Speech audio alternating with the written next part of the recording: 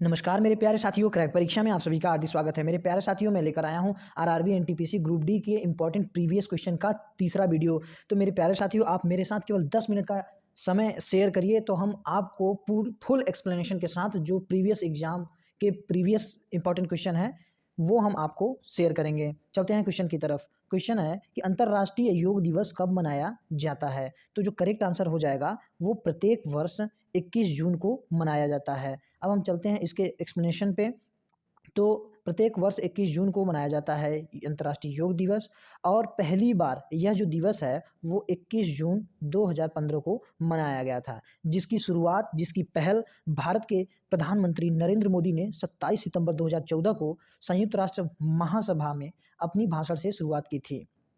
अगर 2019 की बात की जाए तो उसकी जो थीम है वो है योगा फॉर क्लाइमेट एक्शन, और 2020 की थीम की बात किया जाए तो yoga for health, yoga at home है। अब हम चलते हैं अगले क्वेश्चन की तरफ। हमारा जो अगला क्वेश्चन है कि जीएसटी कब लागू हुआ? तो जीएसटी जो करेक्ट आंसर हो जाएगा ऑप्शन नंबर सी, 1 जुलाई 2017 को लागू हुआ। लेकिन हम इसके एक्सप्लेनेशन के बारे में देखते हैं, पूरा इसका पोस्टमार्टम करेंगे हम लोग। तो जीएसटी का फुल फॉर्म क्या होता है? Goods and services tax, GST. GST को 1 जुलाई 2017 को से भारत के संविधान संशोधन 101वां के तहत ये कार्यान्वयन में है, यानी कि तब से लेकर ये इसकी शुरुआत हुई है। अब हम चलते हैं अगले क्वेश्चन की तरफ। हमारा जो अगला क्वेश्चन है कि माजुली द्वीप किस नदी पर स्थित है? तो जो हमारा करेक्ट आंसर हो जाएगा ब्रह्मपुत्र नदी पर। हमारा अगला क्वेश्चन है कि माजुली द्वीप किस नदी पर स्थित है? तो हमारा जो करेक्ट आंसर हो जाएगा ब्रह्मपुत्र नदी पर। अब हम इसका क्या करेंगे? पोस्टमार्टम करेंगे। पोस्टमार्टम से क्या होगा, मतलब इससे रिलेटेड जो भी रहेगा इंपॉर्टेंट क्वेश्चन उसको हम देखेंगे। तो हमारा जो ये है कि ब्रह्मपुत्र नदी इसका करेक्ट आंसर हो जाएगा, यानी कि असम राज्य के ब्रह्मपुत्र नदी के मध्य में बसा एक बड़ा नदी द्वीप ही माजुली द्वीप है।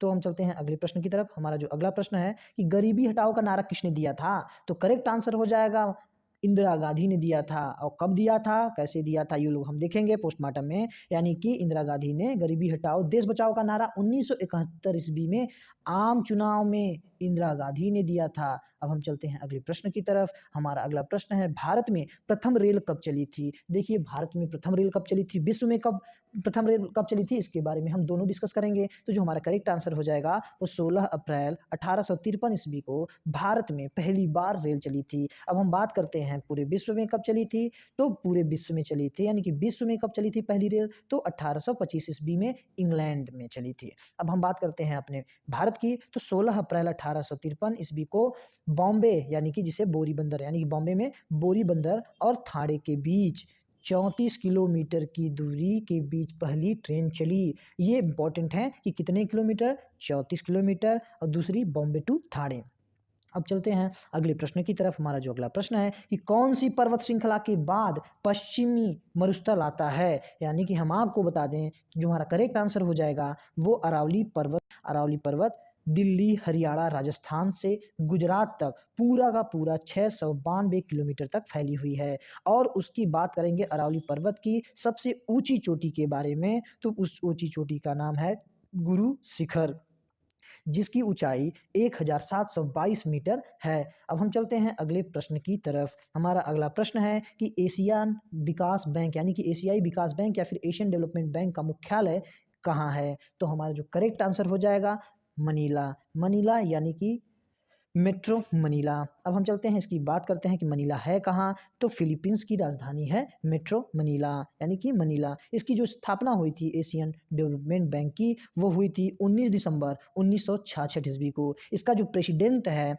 वो 2020 तक का, यानी कि इसका जो प्रेसिडेंट है वो मात्सुगु अस्कावा है। इस समय चेंज हो चुके हैं। अब हमारा अगला ये है कि इसमें टोटल कितने देशों की सदस्यता है? तो पूरा 68 कंट्रीज का इसमें सदस्यता है, मेंबरशिपिंग है। अब हम चलते हैं अगले क्वेश्चन की तरफ। हमारा जो अगला क्वेश्चन है कि पोंगल बर्ड काउंट उत्सव, कौन सा पोंगल बर्ड काउंट उत्सव किस राज्य में मनाया जाता है? तो जो हमारा करेक्ट आंसर हो जाएगा ऑप्शन नंबर ए हो जाएगा, तमिलनाडु। अब हम चलते हैं इसका पोस्टमार्टम करते हैं कि इसका पोंगल जो त्यौहार है वो तमिलनाडु का एक फसल का त्यौहार है, यानी कि जब फसल उग जाती है उस समय खुशी जो मनाई जाती है वो त्यौहार के रूप में मनाई जाती है, जो कि जनवरी और फरवरी सीजन के में मनाई जाती है। अब हम चलते हैं अगले प्रश्न की तरफ। हमारा जो अगला प्रश्न है कि चौथी बौद्ध संगीति किस राजा के काल में हुआ था। तो देखिए, अगर चौथी बौद्ध संगीति पूछा है तो हम पहली, दूसरी और तीसरी बौद्ध संगीति के बारे में पता करेंगे कि किसके काल में हुआ था, कौन इसका अध्यक्ष था, क्योंकि अक्सर ये घुमा घुमा के पूछते हैं। अब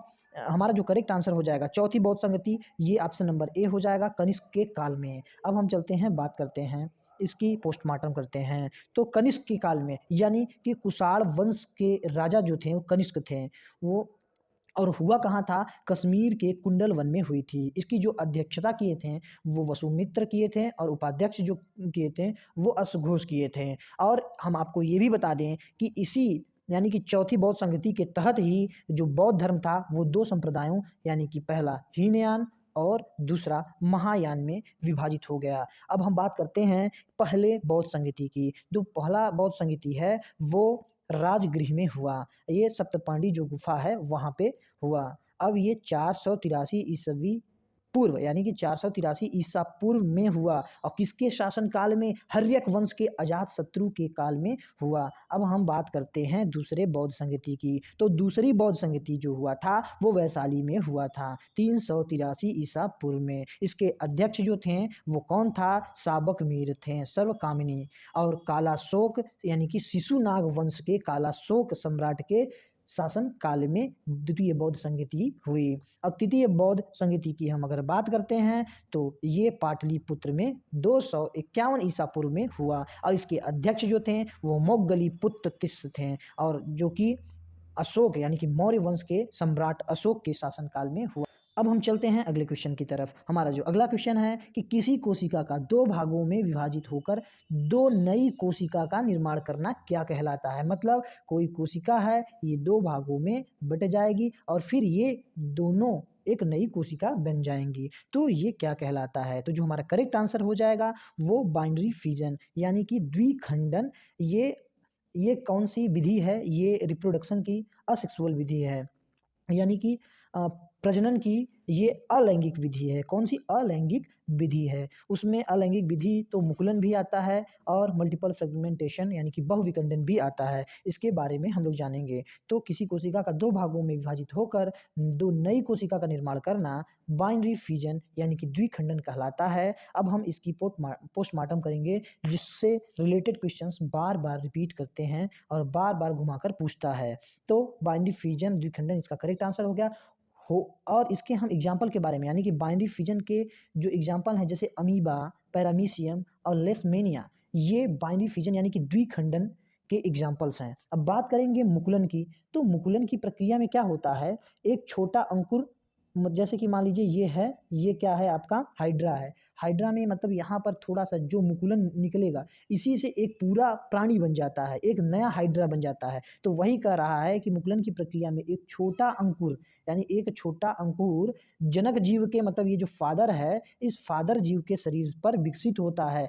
जैसे हाइड्रा हो गया, ईस्ट यानी कि खमीर हो गया, ये मुकुलन के एग्जाम्पल है। अब हम चलते हैं बहुविखंडन के बारे में बात करते हैं। तो जो ये बहुविखंडन है, ये भी क्या है, अलैंगिक प्रजनन की एक प्रक्रिया है। इसमें क्या होता है, जो फादर कोशिका होता है वो एक साथ एक समय में कई जीवों का निर्माण करता है, इसीलिए ये विभाजित हो जाता है, जैसे प्लाज्मोडियम। मेरे प्यारे साथियों, अगर वीडियो अच्छी लगी हो तो लाइक कीजिए, सब्सक्राइब कीजिए और बेल आइकन को जरूर दबाइएगा, जिससे नोटिफिकेशन तुरंत आपके पास पहुंचे और आप वीडियो का ज़्यादा से ज़्यादा लाभ उठा लें। तो मेरे प्यारे साथियों, अगले वीडियो में मिलेंगे। जय हिंद, जय भारत।